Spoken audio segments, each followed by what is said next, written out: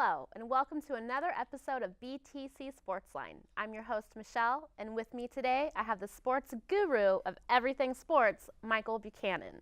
This week on Sports Line, we will be discussing NBA free agency, Husky football, along with the Pac-12 conference as a whole, and everyone's favorite topic, well, at least everyone on this panel's favorite topic of conversation, Seahawks football.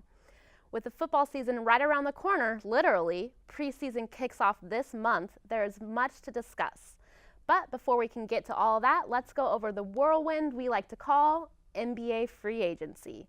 When free agency kicked off back on July 1st, a surprising figure of $3 billion was spent in the first 4 days, which translates into $9,000 a second every second in that 4 days. Wow, that's quite the payroll the NBA has running.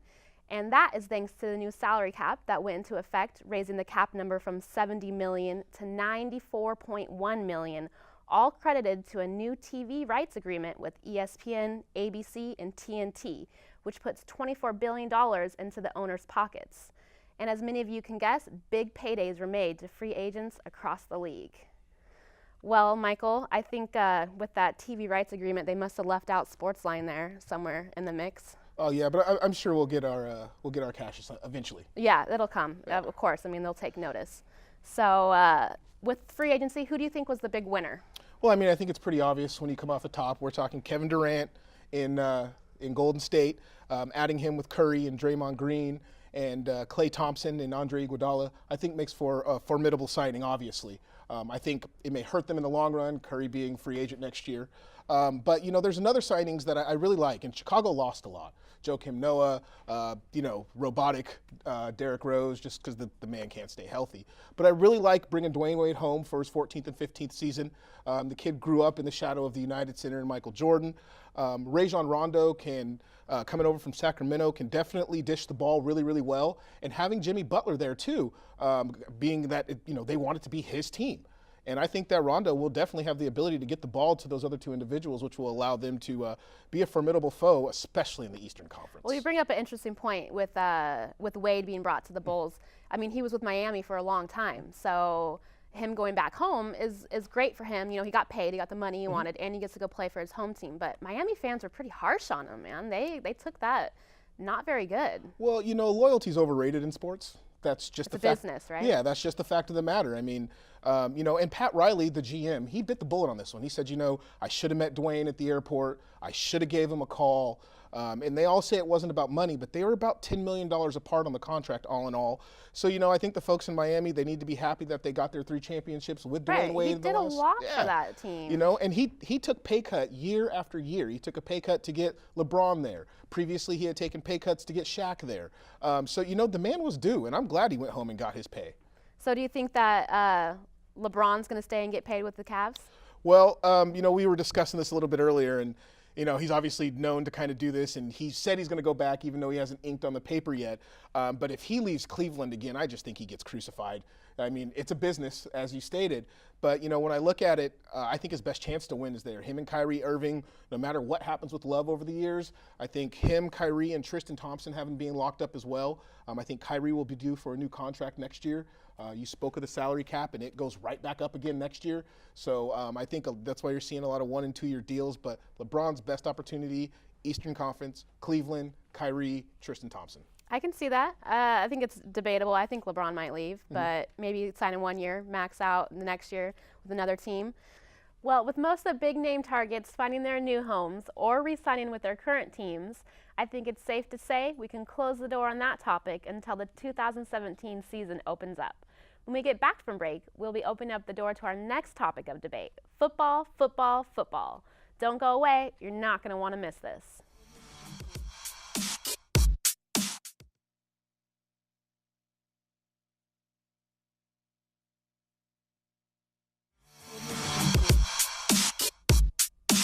The hype and anticipation for Husky football hasn't been as big as it's going to into this season for a long time. Head coach Chris Peterson is about to begin his 3rd year with the Huskies and is expected to finally be making that leap into dominance. I think Mike can agree that this season looks to be the most promising in years. Early rankings are putting the Huskies as a true contender in the Pac-12 conference. Coach Chris Peterson was quoted saying, "We have as much hype than the new Pokemon game." What do you think about that, Mike? Well, the Pokemon game thing, I think we probably have a little bit more hype than that, especially what's going on with the Huskies this year. If you just look at it all in all, they're young. They got 8 returning starters on the defense that led the Pac-12 in scoring defense at 18.8 points a game. First time they've done that in almost 25 years since Don James was the head coach. 17 returning starters in all, right, with offense and defense. Yeah, so last year our tackles left and right on offensive side of the ball were both freshmen, so they're sophomores this year. We moved another one of our linemen over to play center, so it'll be new for Jake Browning, our quarterback, who's also a true sophomore, and Miles Gaskins is a true sophomore. So there's a lot of promise in the returning on offense, but mainly on defense. Defense is going to be the staple of this Huskies team.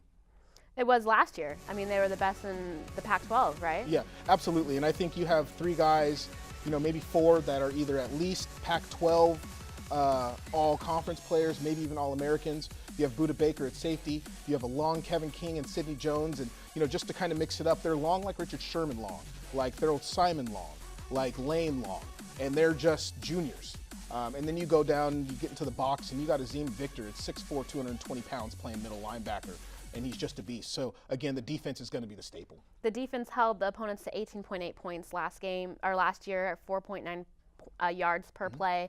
So I guess it's safe to say that that's going to be what carries the team. The offense just seems really young, kind of unproven. I mean, I know they had a good year last year, but it just seems like with true sophomores and stuff and not really much of a wide receiving core, it's hard to say that can stand out so much for the team. Yeah, I agree to an extent, although I think that there's the opportunity for this offense to take magical leaps and bounds.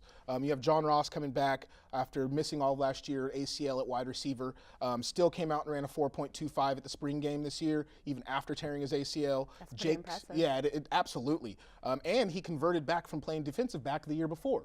So Browning has never played with Ross then? No, not at all. So this could be like a dream team right there. Well, it kind of goes back to the offensive line. Now, with that kind of speed, you have to be able to pop off the top, right? Get over the backside of the defense. So you're looking at Jake Browning. He's put on 8 extra pounds. He had some problems with the deep ball last year because he couldn't set his foot from the offensive line.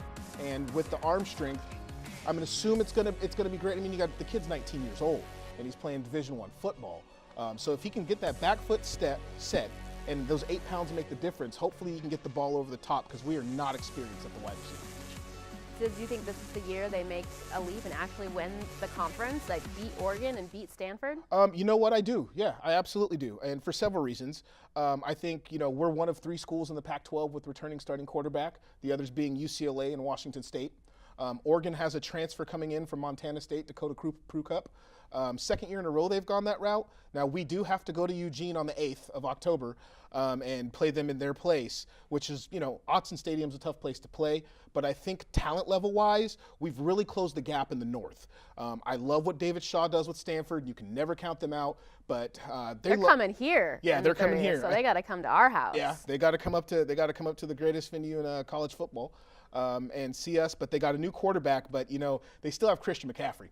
And he is, if not the most dynamic player in the country, he's at least the most dynamic running back in the country. I mean, if I had a vote, he would have had my vote for Heisman last year. So do you think that Miles Gaskin will be able to stack up to him in the numbers he produces? Absolutely. I really do. Maybe not all purpose because Miles doesn't return kicks, doesn't return punts, isn't used in the passing game as much. I think that may change. The Huskies, though, they have one of the best return games in the conference, don't they? The problem with that is we lost a lot of guys. So the people we had returning the ball last year aren't necessarily there. Jadon Mickens isn't there. John Ross is more reliable hands-wise, but I think with the knee, they're still going to want to bring him along slowly. So the return game, our special teams were ever so slightly suspect for the Huskies last year. But with Gaskins, I mean, he rushed for 1,335 yards last year as a true freshman and is now currently under the tutelage of Greg Lewis, the former UW running back great, who's also a Seattle local from Ingram High School. I love those locals. Yeah, the Huskies have actually put together a pretty cool thing. So running back, Gaskins is working with old Greg Lewis. Brock Heward's working with Jake Browning, so on and so forth. So they brought back a bunch of Husky legends to help this team grow. Chris Peterson knows what he's doing. So what's the one area that you could pinpoint that they need the most improvement on going into the next season? It has to be, offensive and or defensive line. But I guess if I had to say one, I would definitely say offensive line, just because of the shift of Shelton Coleman going to center. And, McGrary is going to be his second year playing tackle. So I think it's just, and like I said, Jake wasn't able to set that back foot, even on 5 and 7 step drops. If you're not able to set your back foot on a 7-step drop, you're not going to hit someone down the field that's running a 4.2540. It's either going to be underthrown, you're going to get hit, or, you're going to have to look for that big body across the middle, which we don't have at wide receiver.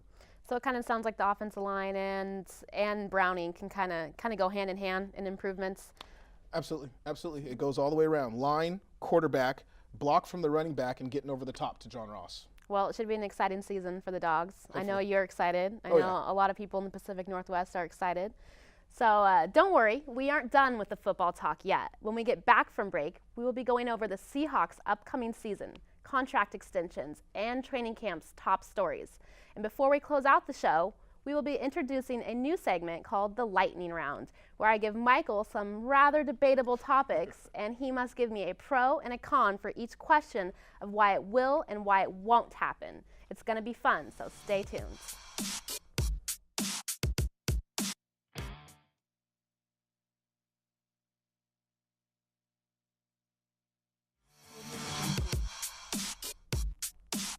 Welcome back. And welcome to the start of our favorite time of year. From this point on, every Sunday will be filled with football from now until February. That's a great feeling to have, huh, Michael? It's absolutely fantastic. So Seahawks have training camp that's going on right now as we speak, actually. So there's a lot of stuff that's happened prior to that. Pete Carroll got an extension. John Schneider got an extension. What are your thoughts on that? Did it go hand in hand? Did one not sign without the other? Absolutely, and I think you might want to flip that around. So you said Pete got his extension and John got his extension. Well, Pete wouldn't have gotten an extension if John didn't sign his.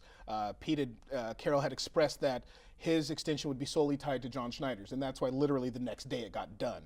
My big question about those extensions is if John Schneider still has that one clause. Doesn't. It does not have that clause that allows him to go back to Green Bay if that job ever opens up. It's a myth. Well, I like that myth. So let's stick it there. But I think that they go hand in hand because they work so well together. And you have to remember, Pete Carroll is not just the head coach. He has upper management responsibilities as well.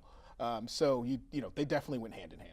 So speaking on contracts, there's also someone that's looking for a new contract, Michael Bennett. Mm-hmm. He fired his old agent, hired a new agent that was Lynch's former agent that got the money moved around for Lynch. So what are your thoughts on Bennett? Well, number one, I think you just mentioned it. I think the reason he fired Drew Rosenhaus and hired Marshawn Lynch's old agent is because the Seahawks have a pretty staunch stance on redoing a contract with more than 1 year left.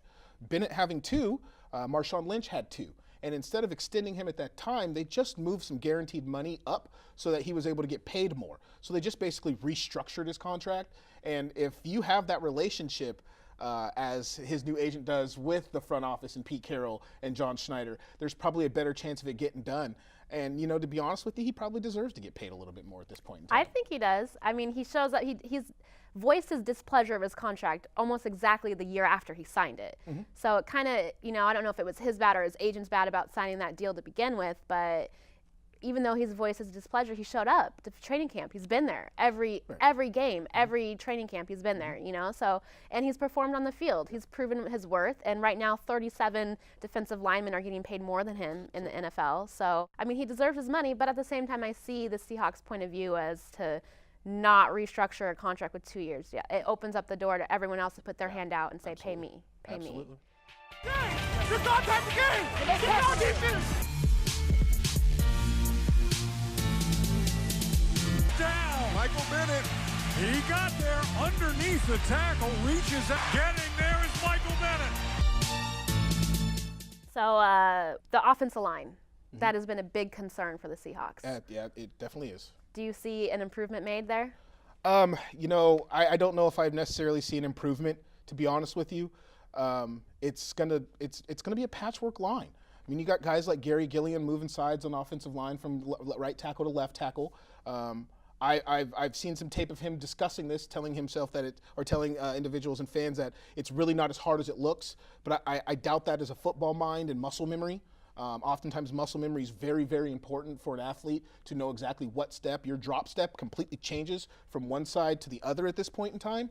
But, we got Tom Cable as an offensive line coach, and that guy has turned tight ends into, not all pros, but essentially into, well-known names. I mean, he's been given garbage almost and been able to make it work. Well, that's what Tom Cable's calling card is. So as long as we can stick him around, I believe in faith in his blocking schemes, but I think it really hurts without a proven running game too. So I think that the offensive line is going to definitely be an issue, but with Tom Cable at the helm, I think we'll be all right. I mean, our blocking it with the offensive line and then our running backs too. I mean, we don't know. We know that Thomas Rawls was great last year while he was playing, but he had a serious injury and he hasn't had to deal with that in his career yet. So how he'll be able to bounce back is still in question. I know they drafted a handful of running backs in the draft, and one of them is already hurt. So the blocking for Russell to keep him upright is going to be of huge concern. Yeah, that definitely has to change. And the thing about Thomas Rawls, people forget he was undrafted. Okay, there's a reason guys go undrafted. Maybe last year was an aberration before he got hurt, and now the true Thomas Rawls comes out, and he's that undrafted guy out of Central Michigan that, he got kicked off the team at Michigan, ended up as a Chippewa, and then went undrafted. I don't know if maybe the competition level had something to do with it, but, just remember, those things can fall off very, very swiftly. Well, the Seahawks like those players with the chip on their shoulder, that have something to prove. So I personally think Rawls is going to have a great season. I mean, I'm pretty optimistic and biased about that topic in general. Fair enough. But I'd like to think that he'll be able to handle the workload, and whoever we have behind him, be it Christine Michael or Alex Collins, can do their part as well. Russell's proven that if the team gets put on him, he can make things happen, even if he's running for his life half the game. Yeah. So we did draft a tight end that's known as a blocking tight end, Nick Vanette. So hopefully he can add to it. But what are your thoughts on Jimmy Graham? Is he going to be able to return to form? I honestly don't know. Our offense is completely different than what he played in all the years in New Orleans. It's never really been that tight end centric. But I think where he's going to help us is still the same thing. It's got to be in the red zone. It's got to be utilizing his size, because we don't have a ton of it at the wide receiver or any split position. I mean, Tyler Lockett's diminutive. Doug Baldwin, in consideration, diminutive. Jermaine Kearse, in consideration again. Now, although they have that relationship with Russell and at quarterback, I think that Jimmy Graham, number one, has to be big in the red zone, and number two, has to learn to block. He knew that coming in, and he said he would do whatever the team needed him to do, but yet it never seemed to materialize. He never had to block in New Orleans. And so Tom Cable or not, he didn't have to hit anybody. Even the guys he took from defensive line to offensive line were hitting people. All he's doing is running down the field and getting hit. Because he's a wide receiver, he likes to call himself, right? Well, yeah, but he's getting paid like a tight end. Yeah. They went through that. So he tried to get paid as a wide receiver, franchised as a tight end, and that's what he's getting paid at. Tight ends block. He needs to block. Yes, he maybe should have changed his role or gone to basketball. Yeah. I don't know. Either way, I'm happy to have him and hope that him and Rawls can return to form. Absolutely. What do you think, early predictions this season? What's the win-loss record? Who are we going to struggle against most in the season? Well, I think we're going to end up somewhere around that 11-5, 12-6 area. I think our division in particular, there's really only one foe we have to worry about so much, and that is the Cardinals. The Niners? The Niners. The 49ers. No, they need to find a quarterback, a coach, a defense, an offensive line, a running back, and some wide receivers, and then they could play football. So a team. They need to find a team. Essentially, well, theirs all retired or, ended up in some type of litigation. So I think the Cardinals will be the biggest issue. They throw the ball around like nobody's business. So it's nice to have Lane back, even though he's going to play some nickel back and hopefully still get in that slot. I think that, St. Louis always is just a tough haul for us. St. Louis? Oh, wow. L.A. That's new, huh? Yeah, it's been, I guess I haven't been calling them the Rams since Eric Dickerson. Sorry, St. Louis fans out there. That must be a little rough to hear that. We know it's not your team anymore. We feel your pain. We lost our Sonics, so we can relate to that. But yes, it is the L.A. Rams now. It is the L.A. Rams again. The Eric Dickersons and the Flipper Andersons going way back to the old L.A. Rams. Deacon Jones. Kind of fun to play, not have to travel that much and just, Well, that's at least one less 10 a.m. game. Yeah, exactly. So, and, we historically have not been good at 10 a.m. games. So, but all in all, I think we're looking at 11-5, 12-4. I think we will be a playoff team. I think ultimately we win the division because I don't believe that the Cardinals will stay healthy. They haven't been able to prove to do so. The quarterback hasn't been able to prove to do so. No, he's frail, but they have a staunch old. line. They signed some linemen. So, and he's a pocket passer, big, strong arm guy. They got some speed on the outside. Their defense is pretty darn good. Tyrann Mathieu coming back to a big payday after ACL. Right? They haven't even seen how healthy he is on the field, and they just threw him $60 million. But a lot of money. Yeah, I think that'll be our biggest foe. And then you just have the other NFC teams that we have to come across. Obviously, the Carolina Panthers. I think the Falcons have a bounce-back year. I think Matty Ice is ready to do that again. So I think there's some teams that we could run up against that'll cause us some issues. What about the Cowboys? We don't play them in the regular season, but we play them in the preseason. Right, which is like Lucky their playoffs. for them. Lucky right? for them, Which is right? like their playoffs because it's extra games. So it's always nice for the Cowboys to, be able to look back on 1-yard fumbles and things of that extent. But I think overall the Cowboys, their biggest problem is going to be on defense. Like their 4 best defensive players are all suspended right now for some type of drug violation. Same thing happened to him last year. Correct. And, Tony Romo, 2 surgeries on a collarbone in 1 year. I guess their offensive line knows how to run block because they sure don't know how to pass block. Good points. All right, well, that was good talk. I could talk about Seahawks forever. I'm sure you can too. But now we get to start our lightning round. So I'm going to give you 4 questions. Each question will require a yes reason to the question and a no reason to the question, whether you agree on it or not. This is all for fun. So at the end of it, after you complete the segment, I'll give you a high five if I like your answers, or I'll give you a swift kick off the stage if I don't. So let's hope for the first one and not the latter. All right. So starting the lightning round now, our first question is, Jimmy Garoppolo will replace Tom Brady as the starter for the rest of the season. Why? Because Belichick's known to play the hot hand and play the quarterback that he believes that can do the job. Essentially, Brady got his job because Bledsoe got hurt, and that was a quarterback that led them to a Super Bowl just 2 years prior. Okay. So that's a little bit short for the time frame, 20 seconds, remember. So we'll let that slide. All right. So maybe it'll be easier for you to give a no reason. Jimmy Garoppolo will replace Tom Brady as the starter for the rest of the season. Why not? He won't replace him for the rest of the season because Tom will have 4 weeks to study and look at other teams' films and see how he can better himself. But honestly, he will not replace Tom Brady because Tom Brady's a legend. Tom Brady operates with Belichick as good as any quarterback has ever operated with a coach. And somehow, and I haven't figured out how. All right, that's it. You got 20 seconds. That's it. You did better on that one. Can I okay? take 5 from the other No? one? Oh, well, fair hey. enough. Fair enough. You're looking at that swift kicked off the stage right now. All right, so question 2. Ezekiel Elliott will win Rookie of the Year. Yes. He will win Rookie of the Year. He has a great offensive line to run behind. He does have a veteran quarterback back there that can kind of direct him the directions he needs to go. So I believe he will win Rookie of the Year just based on that line. Anybody could run behind it. Darren McFadden did. All right. Okay. So Ezekiel Elliott will win Rookie of the Year. Why not? He won't win Rookie of the Year because they're going to have to throw the ball a little bit more.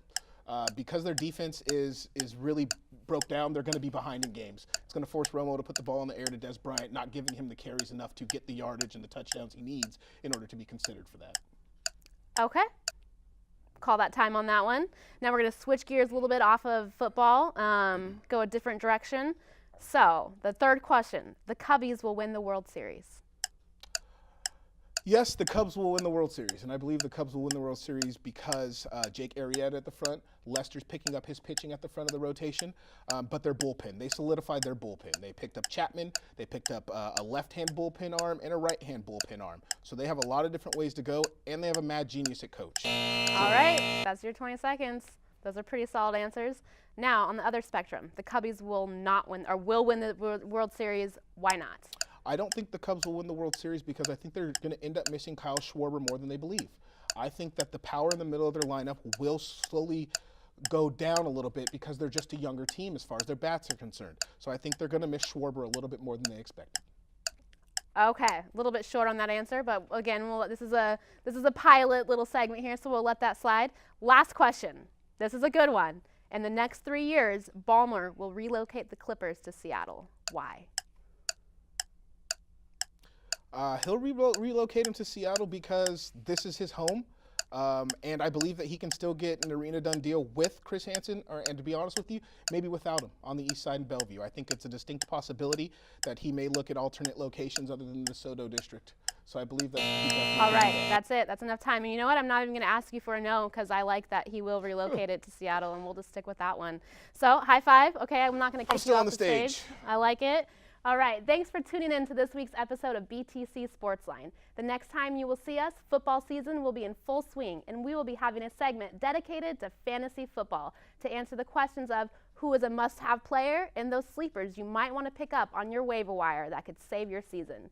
And as always, we will be right there to get all the hottest stories and latest news in the world of sports to keep you in the know of whatever is calling our line the sports line. Until then, go Hawks.